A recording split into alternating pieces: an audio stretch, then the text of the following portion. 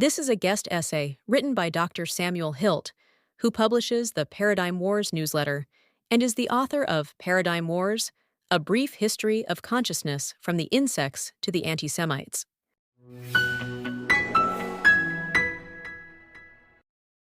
Today, the mass media has replaced book culture as the dominant force creating the imagery we associate with various countries and their peoples. Mention an Italian vacation, and someone pictures the Colosseum or the Trevi Fountain and Gina Lollobrigida on the back of a cherry red Vespa, rather than, say, the smoke-filled kitchen of a peasant family negotiating their sharecropping contract with the landowner. We all know that the actual place and the mental representation of it that we carry around in our heads are not the same thing. We know that the fisheye lens, which was used to picture the hotel room we're looking at on Booking.com, makes it look bigger than it really is. But apart from selective focus and enhancements, we take it for granted, and the law requires, that the photograph in the brochure or the image on my laptop screen are faithful representations of the actual object in the real world. All that said, let the buyer beware. The fact remains that the physical world and its virtual representation are two distinct realms, and that the gap between the two presents a potential vulnerability, which can be exploited in a variety of ways. In terms of understanding and mastering the opportunity presented by the gap between the real and its representation, the Palestinians' achievements are without equal. In a moment, we'll look more closely at the difference between the actual Palestine and its virtual doppelganger. But first, it will be useful to revisit the historical moment in the 1960s when the development of mass media and the eclipse of the Gutenberg galaxy provided the necessary conditions for the invention of the Palestinian people.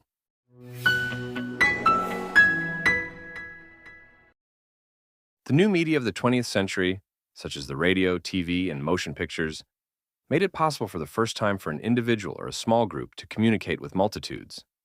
Marshall McLuhan, an English professor at the University of Toronto, became quite famous in the late 1960s for his speculations that these new media were quickly displacing literacy and the role of book culture as the bedrock of academia and intellectual life.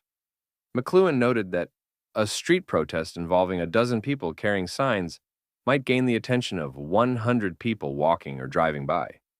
But a 30-second spot on the evening news could be seen by 100,000 viewers. McLuhan was possibly the first social critic to formulate this observation as a theorem about the distortive power of the new media. The impact of the media-reported event is orders of magnitude greater than the impact of the actual event.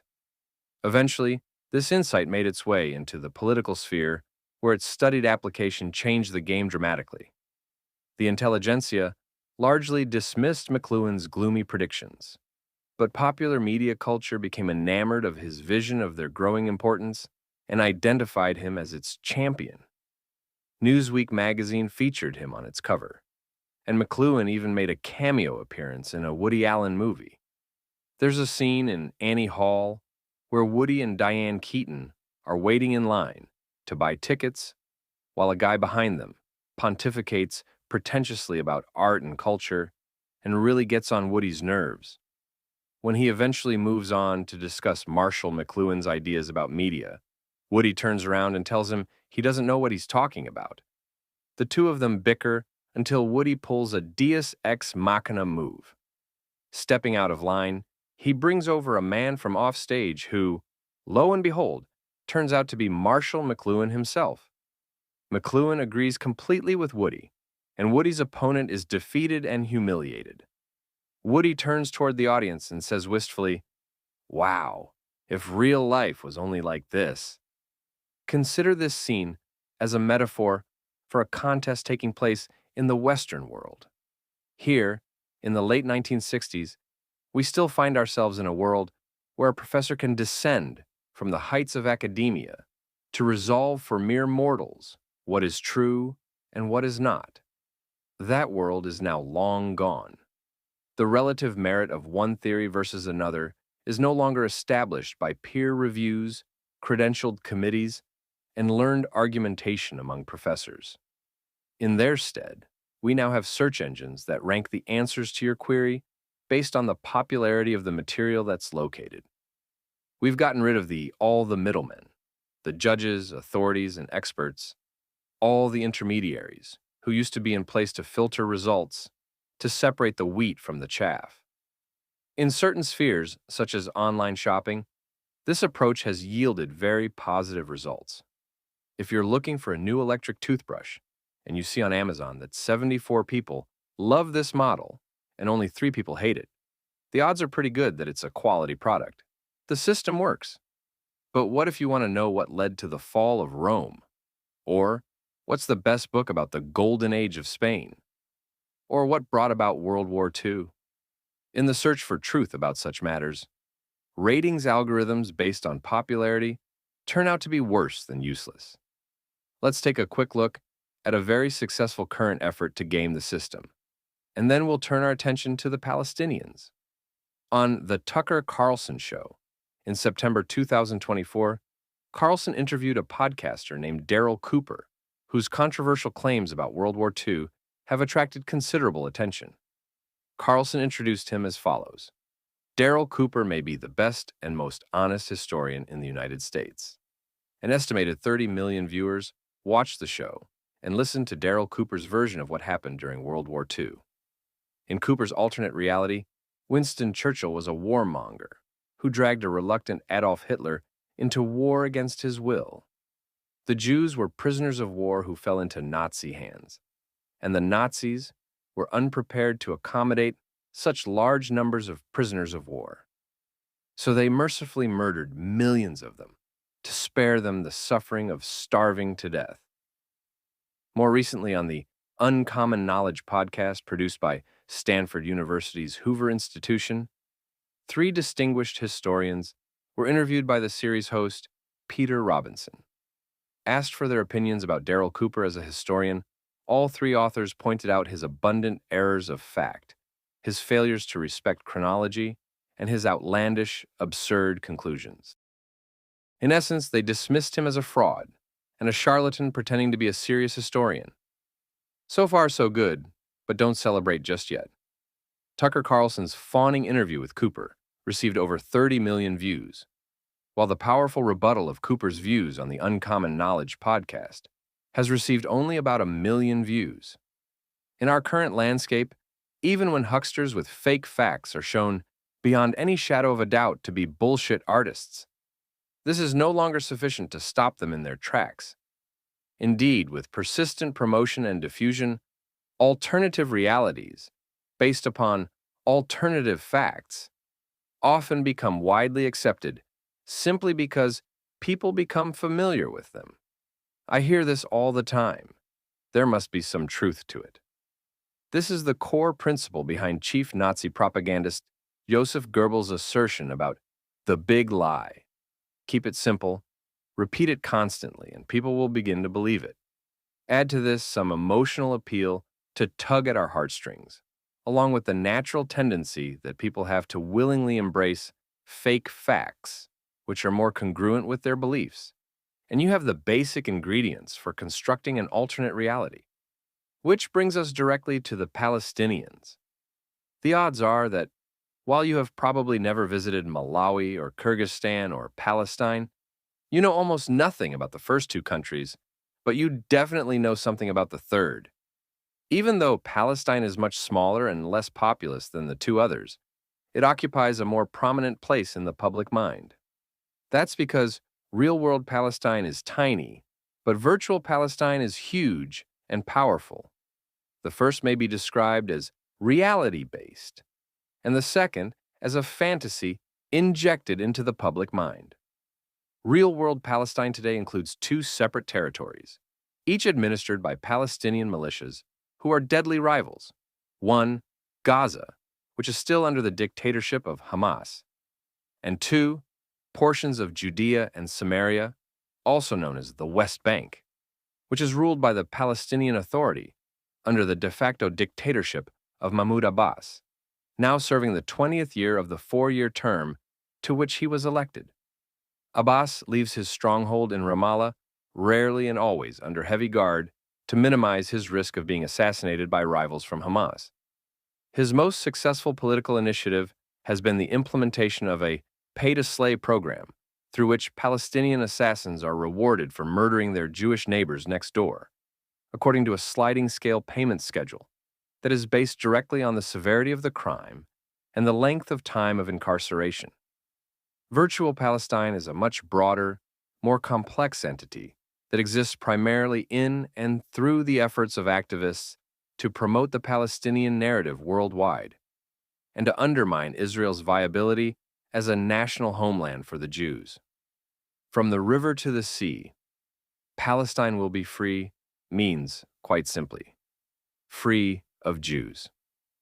Far outside the small footprint of real-world Palestine, virtual Palestine thrives in many countries and involves university academic departments, NGOs and student groups, organized public events like conferences and debates, promotion of initiatives like the BDS campaign, and independent actions by filmmakers, journalists, and politicians who disdain the Jews and share a common goal of ending Jewish sovereignty in the historic Jewish homeland. Virtual Palestine proclaims its ubiquitous presence through the promotion of the Palestinian brand in the form of distinctive clothing, slogans, and artifacts.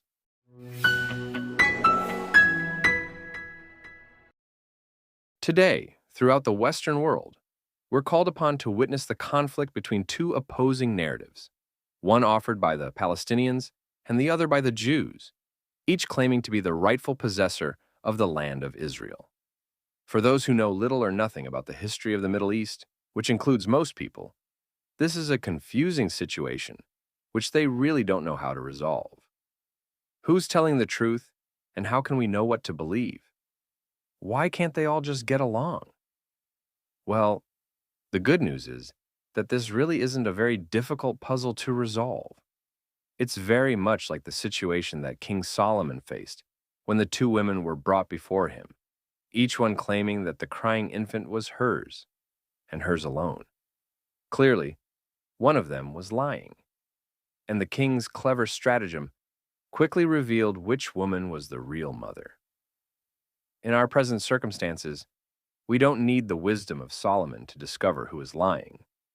All it takes is a rudimentary understanding of the facts, and the truth of the situation becomes obvious. Let's begin with the name itself, Palestine, which first enters our story in the 2nd century CE. It's the name which the Romans gave to the land of the Hebrew people after they suppressed the Hebrews' rebellion against Roman rule, destroyed their capital city Jerusalem, and drove most of the surviving Jews into exile. As a final act to humiliate their defeated enemy, the erudite Roman emperor changed the name of the vanquished country from Judea to Palestina to honor the Jews' notorious enemy, the Philistines, and Goliath smiled in his grave. So, the name Palestina became attached to the territory which changed hands under various conquerors several times over the next 2,000 years.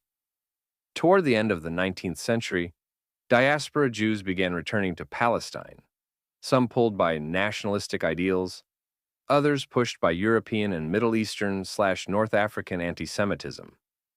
Eventually, they came in sufficient numbers to build the infrastructure and institutions of a modern state, assisted by migrant workers seeking employment who came in from the surrounding Arab countries. During this period, the Jewish residents of Palestine referred to themselves as Palestinians. Unsurprisingly, their newspaper was called the Palestine Post, and their wire service was the Palestine Telegraphic Agency. But after declaring their independence from British rule in 1948, one of the nation's first official acts was to adopt the biblical name Israel and to shed the shameful name Palestine, with which they had been tarred by the Romans. The first use by Arabs of the name Palestine to refer to themselves didn't occur until the 1960s. The choice of the name is almost comical, considering that the Arabic language lacks the letter P. Thus, the Philistinians, or Balestinians, became the first nation on earth unable to pronounce their own name, but they never let minor details block their agenda. Palestinian became a household word after it was popularized by the band of terrorists under the leadership of Yasser Arafat, who engaged in dramatic, high-profile acts of sabotage and terror under the banner of the Palestine Liberation Organization. Airplane and cruise ship hijackings, explosions and assassinations, and the murder of 11 Israeli athletes at the Munich Olympics before an estimated audience of nearly 1 billion viewers, all served to carve out territory in the public mind for the newly invented Palestinians and the plight of the so-called Palestinian people. The Palestinians made the correct assessment that it didn't matter if the attention they received was purely negative. The goal was to obtain real estate in the public mind, and the strategy worked brilliantly. With a single hijacking, the Palestinians left Malawi and Kyrgyzstan behind in the dust and became a lead item on the evening news. Once you had the public's attention, you could always explain later why you had to do dreadful things. Or, as the young hoodlum in the Jets gang tells Officer Krupke in Leonard Bernstein's musical West Side Story, I'm depraved on account of I'm deprived.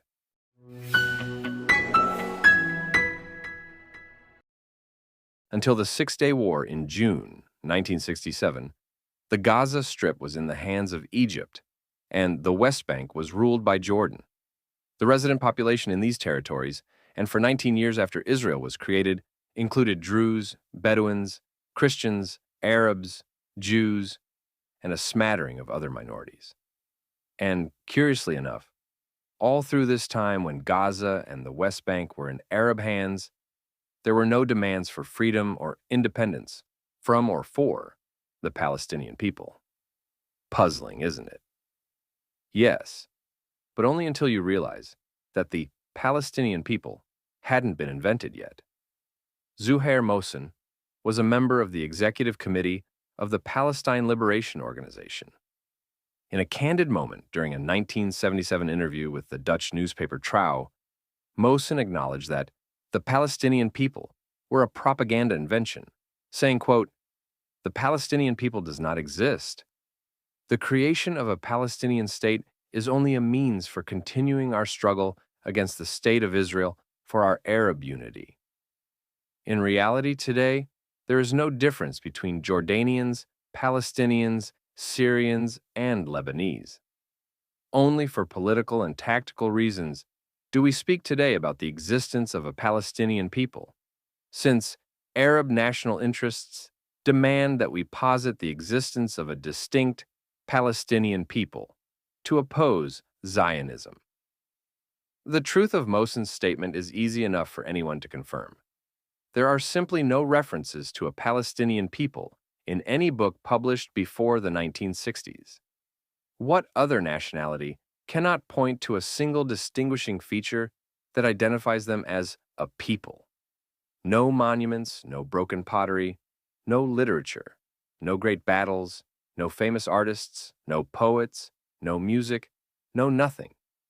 Just a gaping void, a black hole which offers only the keffiyeh, appropriated from Iraq, for a distinctive national identity, and the Nakba, the failed effort to exterminate the Jews, which serves to provide a maudlin collective history. And yet, despite having no real-world legs to stand on, virtual Palestine continues to flourish in the public mind, while Palestinian activists continue to promote it everywhere they can, wherever they can find an audience who will listen. Trade unions, professional societies, college classes, churches and synagogues, corporate boards, city councils, you name it. Here, there, and everywhere, they promote their own fictive narrative, while demonizing their Israeli opponents for invented crimes and imaginary offenses. They tell the tale of how the noble Palestinian people lived peacefully for many millennia in harmony with nature in the land of Palestine, until one day, an imperial army of white settler Jews invaded and stole their land and enslaved their people. It's amazing how similar their story is to the plight of Pocahontas and her people in that Disney movie. And that's why they have come to seek help from all people of goodwill to repel the invaders and restore the land of Palestine to its rightful inhabitants. The invasion of Palestine by the settler Jews was a crime of such great villainy that it can only be compared with the day Captain Hook invaded Never Never Land and captured Peter Pan and the Lost Boys. So, strike a blow for freedom and justice by not buying Israeli products, withdrawing funds invested with Israeli companies, stopping the hiring of Israeli academics to teach university classes, ostracizing Israeli students and their Jewish supporters on campus, donating to Palestinian charities to help feed the starving children, and justifying Hamas's acts of terror as legitimate resistance, joining Jewish Voice for Peace and Students for Justice in Palestine, and buying a keffiyeh and wearing it proudly.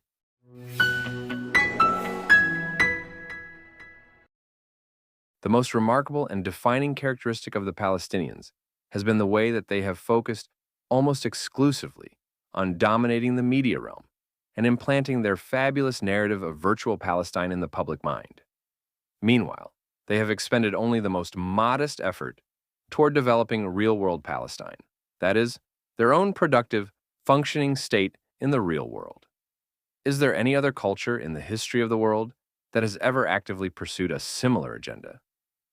Is there any other culture whose physical presence in the real world is as minuscule in relation to its commanding presence in the virtual world? The Palestinians have learned how to punch far above their weight by establishing a dominant position in the public mind, in the virtual realm, through the simple and relentless repetition of the big lie. The Arab propagandists are still driving down Main Street with loudspeakers blaring, while the Hebrew scholars are quietly double-checking the accuracy of their footnotes. Boycotts and sit-ins proliferate like crabgrass, always in support of virtual Palestine and in opposition to the imaginary colonizers. And for the most part, the Israelis still have no idea what hit them or how to respond.